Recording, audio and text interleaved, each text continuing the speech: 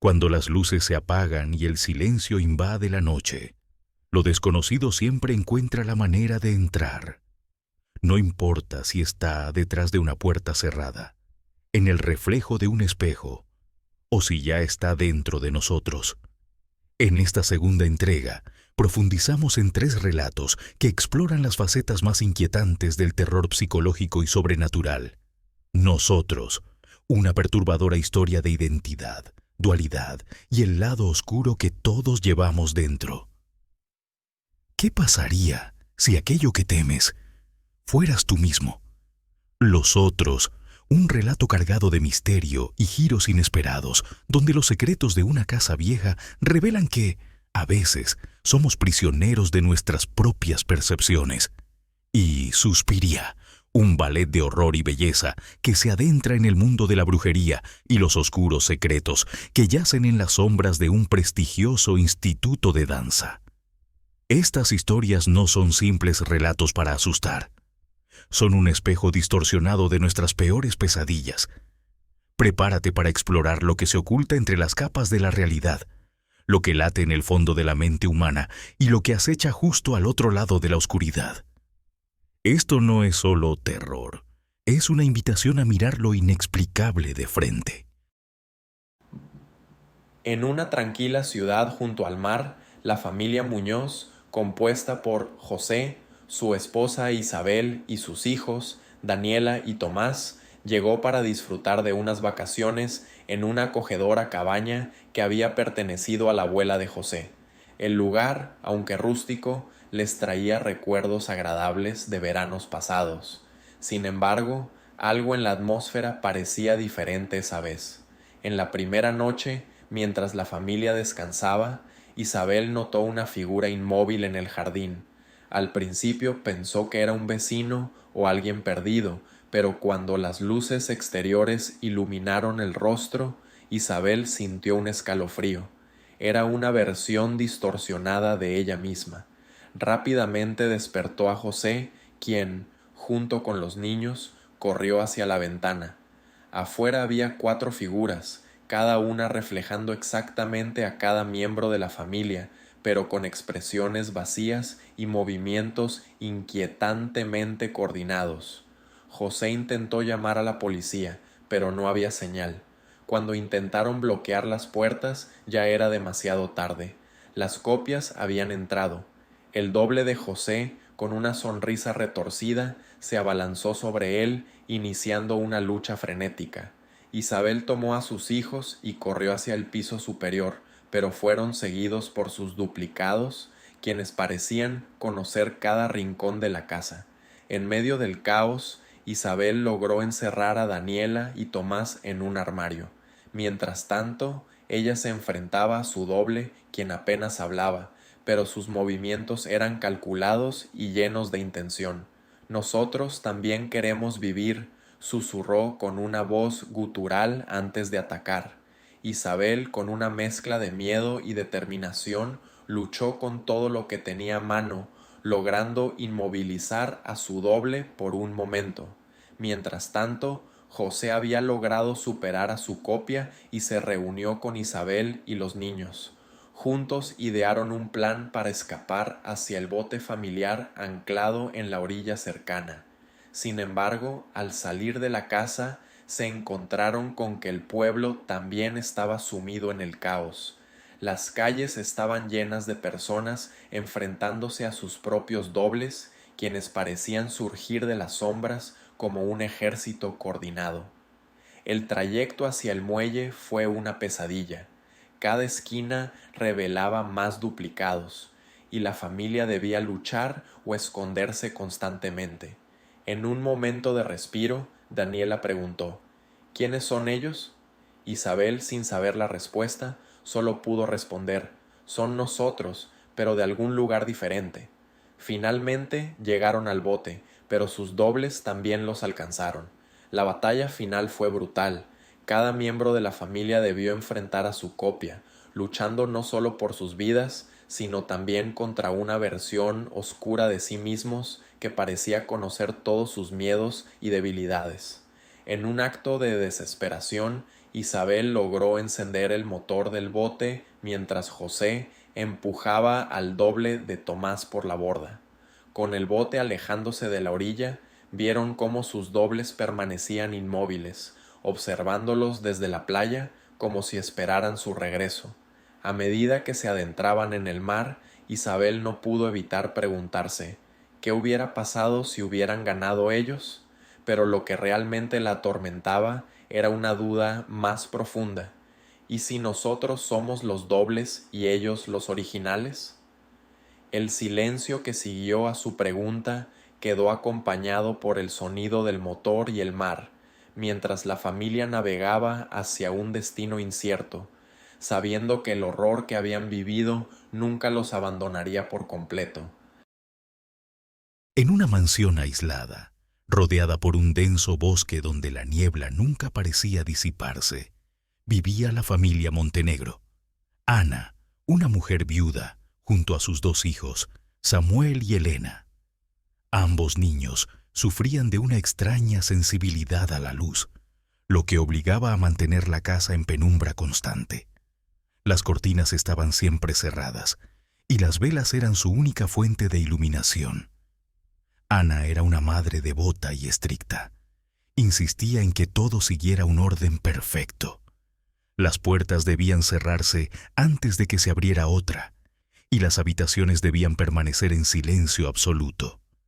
Sin embargo, con la llegada de 3 nuevos sirvientes, Rosa, la ama de llaves, Tomás, el jardinero, y Marta, la cocinera, empezaron a suceder cosas extrañas. Los niños comenzaron a hablar de los otros, figuras que veían en los rincones oscuros de la casa y que susurraban sus nombres. Samuel describía a un hombre alto con sombrero, mientras que Elena decía haber hablado con una mujer de rostro pálido y ojos hundidos. Ana descartó estas historias como fruto de su imaginación, pero pronto también empezó a notar eventos inquietantes. Objetos cambiaban de lugar, puertas que habían sido cerradas aparecían abiertas y sonidos de pasos resonaban en los pasillos vacíos. Una noche, al revisar el sótano tras escuchar ruidos, Ana encontró un viejo álbum de fotografías. Las imágenes mostraban a personas que parecían dormidas, pero una nota escrita a mano en la primera página reveló la verdad. Eran retratos post-mortem. En las últimas páginas del álbum, Ana descubrió una foto de su propia familia. El terror la invadió, pero intentó convencerse de que era una coincidencia. Las cosas empeoraron cuando los sirvientes comenzaron a comportarse de manera extraña. Rosa siempre parecía saber más de lo que decía. Marta murmuraba plegarias incomprensibles mientras cocinaba, y Tomás evitaba responder preguntas directas. Una mañana, Ana los confrontó, exigiendo respuestas. Fue entonces cuando Rosa, con una calma inquietante, reveló que ellos también habían servido a la familia anterior, quienes habían desaparecido sin dejar rastro. Esa noche, Ana se armó de valor y reunió a sus hijos para salir de la casa. Sin embargo, cuando intentaron cruzar los terrenos hacia el bosque, se encontraron atrapados en un bucle. Sin importar cuánto caminaran, siempre regresaban al mismo punto de partida. Desesperada, Ana regresó a la mansión, solo para descubrir que las figuras que sus hijos habían descrito estaban allí, esperándolos. Rosa, Tomás y Marta observaban desde las sombras mientras Ana enfrentaba la terrible verdad. Ellos también eran los otros. La familia Montenegro había muerto años atrás en un trágico incidente que Ana había bloqueado de su memoria. Los nuevos intrusos en su hogar no eran invasores, sino los vivos que intentaban reclamar lo que ahora les pertenecía. Ana, Samuel y Elena, finalmente conscientes de su condición, aceptaron su destino. Decidieron permanecer en la mansión, observando silenciosamente a los nuevos habitantes. Y así, la casa continuó su ciclo eterno, donde los muertos y los vivos compartían un mismo espacio, separados por un velo tan delgado como la niebla que los envolvía. La joven detective Valeria Silva acababa de ser ascendida en la unidad de crímenes especiales. Su primer caso importante era un enigma que ya había desconcertado a los investigadores más experimentados. Una serie de desapariciones en diferentes ciudades, todas aparentemente inconexas, salvo por una carta dejada en las escenas del crimen. Las cartas, escritas en un estilo antiguo y con una caligrafía impecable, contenían fragmentos de poemas oscuros sobre el olvido y el silencio. La más reciente, encontrada en una casa vacía en las afueras de la ciudad, terminaba con una frase escalofriante. El silencio no es vacío, es memoria detenida. Al revisar los archivos, Valeria descubrió que hacía 10 años había un caso similar, pero el principal sospechoso, un brillante psicólogo llamado Elías Mora, había sido declarado mentalmente inestable y recluido en una institución de alta seguridad. Nadie lo había visitado desde entonces. Con pocas opciones, Valeria decidió enfrentarse a él. Elías era un hombre enigmático, con una mirada que parecía atravesar las máscaras de las personas. Cuando Valeria le mostró las cartas, él sonrió levemente. «No soy el autor de esas palabras, pero conozco a quien sí lo es», dijo con calma.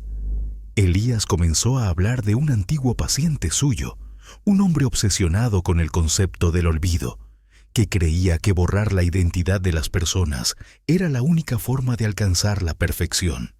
Lo llamaba el lector, porque siempre dejaba fragmentos de literatura en sus escenas. Sin embargo, Elías condicionó su ayuda. Quería salir al campo, aunque fuera esposado, para sentir la esencia del caso. Valeria, presionada por sus superiores y por el aumento de las desapariciones, aceptó el trato. Con Elías a su lado, las piezas del rompecabezas comenzaron a encajar. Descubrieron patrones ocultos en las cartas, un mapa, nombres codificados y un mensaje final que parecía directamente dirigido a Valeria. «Siempre he estado cerca de ti, Valeria. Escucha el silencio y lo encontrarás». Elías parecía disfrutar demasiado del proceso, como si estuviera jugando un macabro ajedrez con Valeria. La joven detective comenzó a sospechar que el psicólogo sabía más de lo que admitía, pero al mismo tiempo, sus aportes eran clave para desentrañar el caso. La búsqueda los llevó a una biblioteca abandonada en las afueras de la ciudad, donde Elías afirmó que el lector solía pasar horas investigando a sus víctimas. Allí, Valeria encontró una pared llena de recortes de periódicos y fotografías, todas relacionadas con ella. Su rostro estaba rodeado por círculos y anotaciones, fechas, lugares y la palabra silencio, repetida una y otra vez. «¿Qué significa esto?», exigió Valeria, enfrentando a Elías. «Significa que este juego no se trata de mí ni de él», respondió Elías, sonriendo con un brillo perturbador en los ojos. «Siempre se ha tratado de ti». En ese momento, las luces de la biblioteca se apagaron. Una risa suave resonó en la oscuridad, y Valeria sintió que el cazador se había convertido en presa. La investigación no era solo sobre encontrar al asesino. Era sobre enfrentar sus propios demonios, sobre descubrir por qué el lector la había elegido. ¿Quién era realmente el culpable? Elías, manipulando desde las sombras. El lector, el maestro de los silencios. O quizás Valeria misma, atrapada en un ciclo de obsesión y culpa que no terminaba de comprender.